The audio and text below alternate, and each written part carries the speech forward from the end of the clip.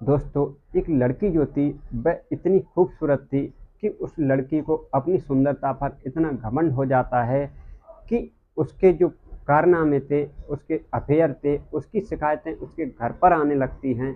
अब उसके घरवाले जो थे वह सोचते हैं कि चलो इसकी शादी कर देनी चाहिए, लेकिन घरवाले जो भी लड़का उसके लिए लेकर आते वह सभी लड़कों को ठुकरा देती। वह कहती कि ये काला है, कभी कहती मोटा है, कभी कहती अनपढ़ है।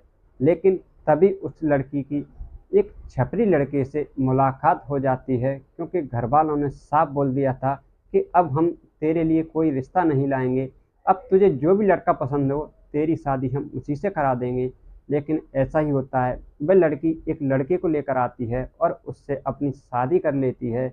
लेकिन वह लड़का जो था, जब उस लड़की को उस लड़के की सारी हकीकत मालूम पड़ती है, उसकी ज़िंदगी जो थी पूरी तरीके से बर्बाद हो जाती। जैसे तैसे करके वह अपनी ज़िंदगी बचा पाती है और वहाँ से भागकर निकल जाती है। दोस्तों, फिर उस लड़की के साथ क्या हुआ आगे, आइए इस वीडियो के माध्यम से जानते हैं। लेकिन जब तक आपसे एक ही रिक्वेस्ट, प्लीज़ चैनल को सब्सक्राइब करें, वीडियो को लाइक करें, ताकि मेरा हौसला बढ़ता रहे और मैं ऐसे ही वीडियो आपके लिए लाता रहूं। दोस्तों, आज की यह कहानी हिमाचल प्रदेश की है। एक पहाड़ी इलाके में एक घर था। उस घर में एक लड़की थी। वह लड़की जो थी खुद को इतना खूबसूरत समझती, लेकिन सच में वह खूबसूरत थी, क्योंकि और लड़कियों से वह काफ़ी ज़्यादा खूबसूरत थी। लेकिन उस लड़की का जो नाम था, उसका नाम नेहा था। वो लड़की जो थी अब धीरे धीरे करके बड़ी होती है, लेकिन बड़ी होने के बावजूद उसकी सुंदरता की वजह से अब उसके अफेयर के जो सिलसिले थे वह धीरे धीरे करके उसके घर पर शिकायतें आने लगती हैं। अब घर वालों को आड़ पड़ोस के लोग भी शिकायतें करने लगते हैं। अब उसके माता पिता जो थे वह काफ़ी थक जाते हैं, क्योंकि उसकी जो हरकतें थी वह अपनी हरकतों से बाज नहीं आती है। तो घर वाले कहते हैं कि चलो इसके लिए अब एक लड़का देखते हैं और इसकी शादी कर देते हैं। अब उस नेहा को काफ़ी लड़के दिखाए जाते हैं, लेकिन बारी बारीकी से वह हर लड़के को रिजेक्ट करती जाती, क्योंकि कभी वह कहती कि ये लड़का काला है, कभी कहती ये मोटा है, कभी कहती इसके पास पैसा नहीं है, तो कभी कहती कि ये अनपढ़ है। उसे कोई भी लड़का पसंद नहीं आता है। वह चाहती है कि उसे जो लड़का पसंद था, उसे एक छपरी टाइप का लड़का पसंद था। अब घरवाले जो थे काफ़ी रिश्ते लेकर आते हैं, लेकिन नेहा हर लड़के को बारी-बारी से रिजेक्ट करती जाती है। तो घरवाले थक जाते हैं और उससे कहते हैं कि अब तेरा फैसला तेरे हाथों में है, तुझे जो भी लड़का पसंद आए हमें बता देना, तेरी शादी हम उसी के साथ करा देंगे। दोस्तों, उस घरवाले उससे कहते हैं कि आज से तू अपनी शादी के लिए आज़ाद है, जब तुझे लड़का पसंद आ जाए तो हमें बता देना और तेरी शादी करा देंगे। अब नेहा अपने माता-पिता से जब यह बात सुनती है, तो वह सोचती है कि अब तो मैं लव मैरिज करूँगी और अब मैं आज़ाद हूँ। वह अपनी साथ की सहेलियों को, अपनी फ्रेंडों को चिढ़ाने लगती है। वह उनसे कहती है कि तुमने ये कैसे लड़के से शादी कर ली है? मैं तो आज़ाद हूँ, मैं अपनी पसंद के लड़के से शादी करूँगी, मैं एक अच्छे से लड़के से शादी करूँगी। दरअसल नेहा का सपना था कि वह फ़िल्मों में काम करे, मुंबई घूमे और जाकर अपने ख्वाबों को पूरा करे। दोस्तों, धीरे धीरे करके समय गुजरता है। एक दिन होता क्या है कि नेहा के किसी रिश्तेदार के यहाँ एक लड़की की शादी थी। नेहा भी उस शादी में जाती है। जैसे वो शादी में पहुंचती है तो वहाँ उसे एक लड़के से मुलाकात होती है। उस लड़के का नाम जो था, उसका नाम प्रिंस था। जब उसकी प्रिंस से मुलाकात होती है, वह प्रिंस को देखती है। वह सोचती है कि यही लड़का मेरे लिए परफेक्ट है, क्योंकि वह जैसा लड़का चाहती थी प्रिंस बिल्कुल वैसा ही था। उसके लंबे लंबे बाल थे, गर्दन पर टैटू थे। वह एक तरीके का छपरी टाइप का ही लड़का था। जब उसकी सहेली भी उस लड़के को देखती हैं, तो वह भी कहती हैं कि हमें भी इसी से शादी करनी चाहिए। लेकिन नेहा जो थी वह उसे पसंद करने लगती है। वह उसी शादी में उससे बातें करती है, उससे मुलाकात करती है। धीरे धीरे करके उनकी बातें जो थी काफ़ी हद तक जाती हैं और वह एक दूसरे का नंबर लेते हैं और दोनों प्यार भरी बातें करने लगते हैं। धीरे धीरे करके समय गुजरता है। अब नेहा जो थी और प्रिंस जो था वह एक दूसरे से प्यार करने लगते हैं। जब वे एक दूसरे से प्यार करने लगते हैं तो नेहा एक दिन प्रिंस को अपने घर पर लाती है और अपने माता पिता से कहती है कि मुझे ये लड़का पसंद है और मैं इसी से शादी करूंगी।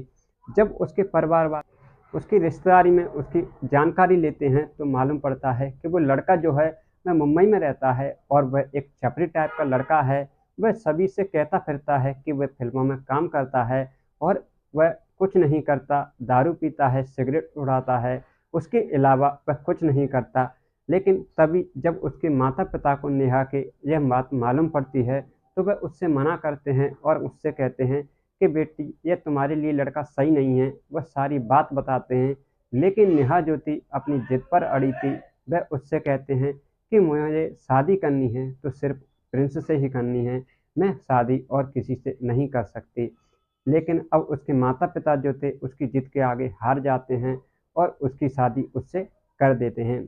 अब नेहा जो थी अब प्रिंस के साथ मुंबई जाती है तो प्रिंस उसे घुमाने ले जाता है, पूरी मुंबई दिखाता है। कुछ हफ्ते कुछ महीने धीरे धीरे करके अच्छे से निकलते हैं क्योंकि नेहा को वह खूब घुमाता है, खूब प्यार करता है।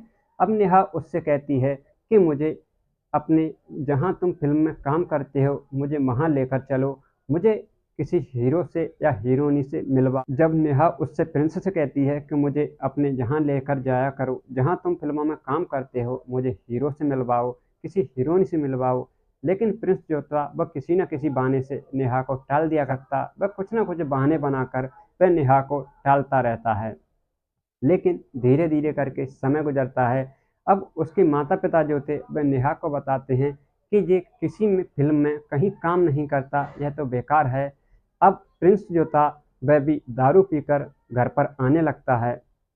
नेहा जब यह सब कुछ देखती है वह फूट फूट कर रोने लगती है। वह सोचती है कि शायद मेरे माता पिता ने मुझसे जो कहा था वह सच कहा था, मेरी ज़िंदगी जो है वह पूरी तरीके से बर्बाद हो गई, मैंने इस पर कैसे भरोसा कर लिया।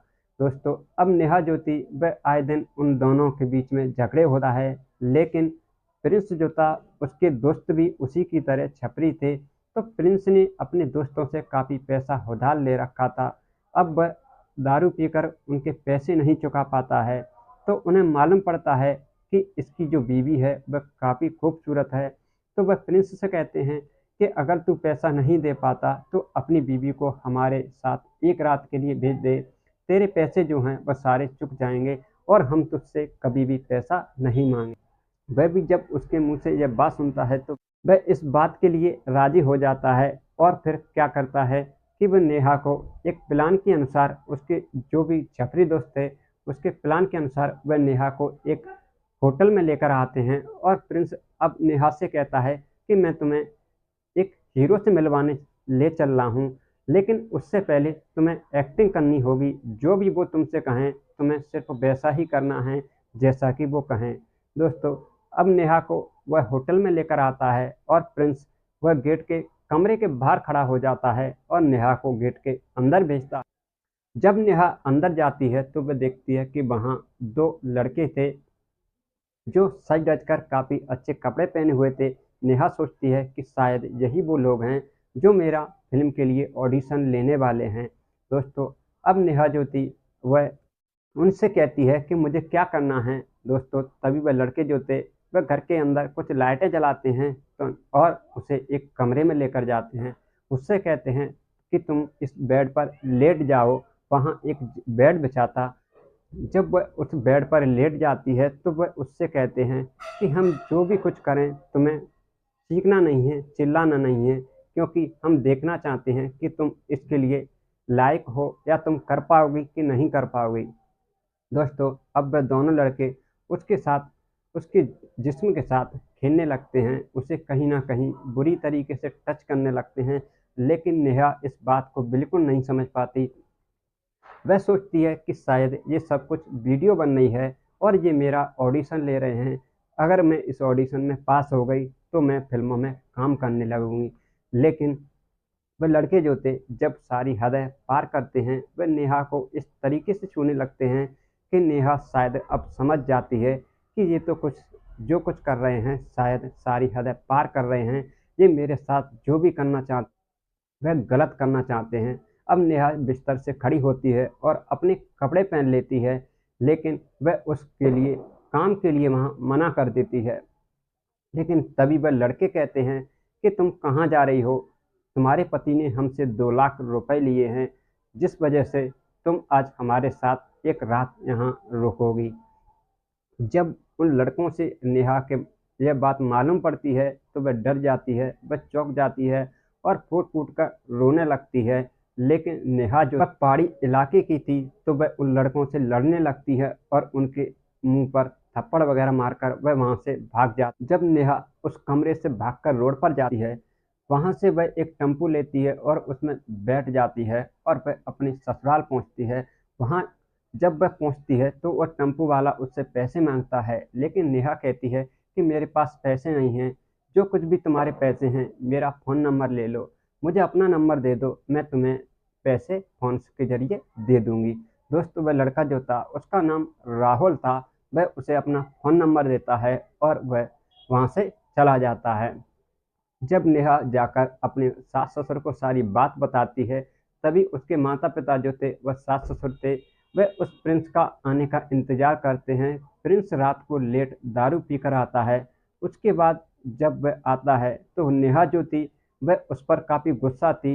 जब वह उससे कहता है कि तुम वहाँ से भाग क्यों आई? अब नेहा जो थी वह काफ़ी गुस्से में थी। उसके गुस्से का जो सब्र का बाँध था वह टूट जाता है और वह जाकर उसे लात घूंसों से मारने लगती है। उसके सास-ससुर जो थे वहीं खड़े होकर देख रहे थे। वह भी कहते हैं कि जिसने ऐसा किया है वैसा ये भरेगा। दोस्तों अब नेहा जो थी वह अगले दिन उस ऑटो वाले से मिलती है और उससे कहती है कि तुम्हारे कितने पैसे हुए? तभी नेहा उसे पैसे देती और उससे कहती है क्या तुम्हारे पास कोई काम है? मुझे कहीं काम दिलवा दो। दोस्तों वह ऑटो वाला कहता है कि हाँ, तुम कैसा काम करना चाहती हो? तभी नेहा कहती है कि तुम्हें जो भी मुझे काम दिलवा दोगे मैं वो काम कर लूँगी। दोस्तों नेहा उस ऑटो में बैठ जाती है और वह दोनों एक पार्क में जाते हैं और वहाँ बातचीत करते हैं। फिर वह चाय पीते हैं। धीरे-धीरे करके वह जो ऑटो वाला था वह नेहा की आए दिन उससे मुलाकात होती है। अब वह ऑटो वाला नेहा को एक होटल में काम दिला देता है और नेहा वहाँ जो भी काउंटर था उस पर काम करती है, काफ़ी अच्छा पैसा कमाती है। अब धीरे-धीरे करके उन दोनों की जो नज़दीकियाँ थीं वह ज़्यादा बढ़ जाती हैं। वह एक दूसरे से प्यार करने लगते हैं। आए दिन दोनों की मुलाकातें होने लगती हैं। अब नेहा क्या करती है कि अपने सास-ससुर से बोल देती है कि मैं अब तुम्हारे लड़के के साथ नहीं रह सकती। मैं एक राहुल नाम के लड़के से प्यार करती हूँ और मैं उसी से अब शादी करना चाहती हूँ और मैं कल यहाँ से हमेशा-हमेशा के लिए जा रही हूँ। दोस्तों नेहा और राहुल अब शादी कर लेते हैं और दोनों हँसी-खुशी से अपना जीवन मुंबई में ही जीने लगते हैं। दोनों एक दूसरे से प्यार करते हैं, दोनों अलग-अलग काम करते हैं और दोनों हँसी-खुशी से अपना जीवन जीने लगते हैं। दोस्तों यही थी आज की ये कहानी जो आपको कैसी लगी? अगर ज़रा-सी भी अच्छी लगी हो तो प्लीज़ चैनल को सब्सक्राइब करें, वीडियो को लाइक करें ताकि मेरा हौसला बढ़ता रहे और मैं ऐसी ही वीडियो आपके लिए लाता रहूँ। दोस्तों अब मैं आपसे विदा लेता हूँ, फिर मिलता हूँ ऐसी एक और सच्ची घटना के साथ। जब तक आप अपना और अपने परिवार का ख़्याल रखें, स्वस्थ रहें, तंदुरुस्त रहें। जय हिंद, जय भारत।